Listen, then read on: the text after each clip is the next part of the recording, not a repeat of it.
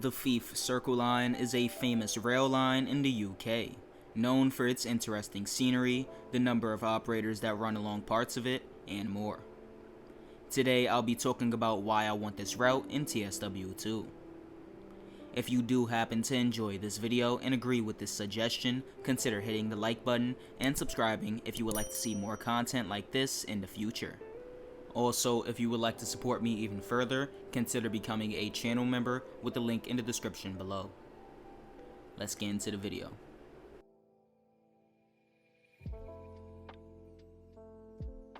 The Fife Circle Line is a 50-mile long service operated by ScotRail, linking multiple coastal towns between Fife and Edinburgh. The route includes some notable landmarks, like the easily recognizable 4th Rail Bridge. Despite its name, it actually isn't a full circle route, with trains running point-to-point services and having to terminate at Edinburgh. Some services, however, go around the whole line from Edinburgh back to Edinburgh, similar to what can be seen on the Glasgow Cathcart Circle Line. The eastern section of the Fife Circle Line includes a bit of the East Coast Main Line, so services from multiple operators are possible with this route, but more on that later. Now, with that being said, I think the route could be even bigger than just including the Fife Circle. I think it could go as far as Dundee. This would add another 28.5 miles to the route with 6 more stations, and while that does bring the overall length to almost 78 miles with 25 stations, I think it could definitely be done, given that the extra 28 miles up to Dundee is mostly just countryside, with the exception of the nearly 3-mile long Tay Bridge crossing. This added length would allow for more services and a larger variety of operators.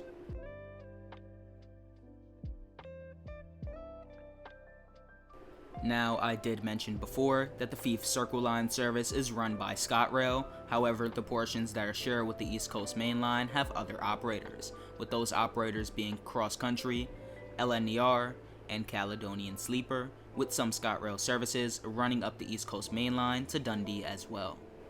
I would like to mention though that I will not be talking about Caledonian Sleeper in this video.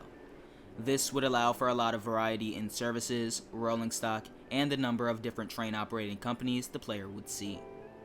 Unfortunately, I don't have a list of the possible number of services, but I'm sure it would be a good amount with the number of train operators this route would see.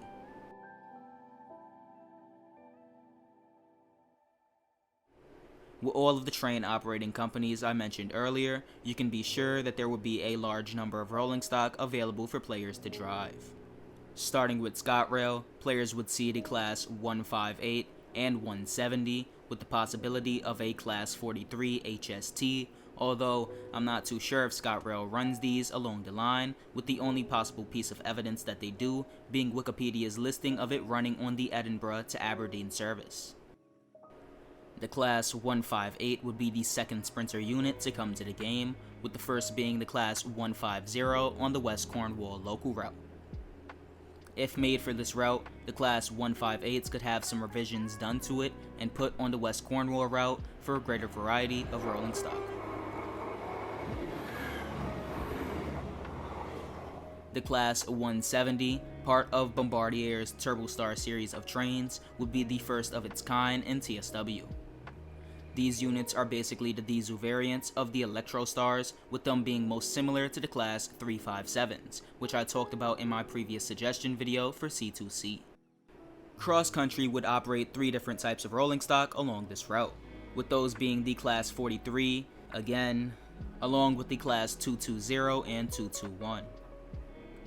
I ain't even going to talk about the Class 43, but the Class 220 and 221, also known as the Voyager and Super Voyager respectively, are 2 very similar diesel trains, able to reach a top speed of 125 miles per hour.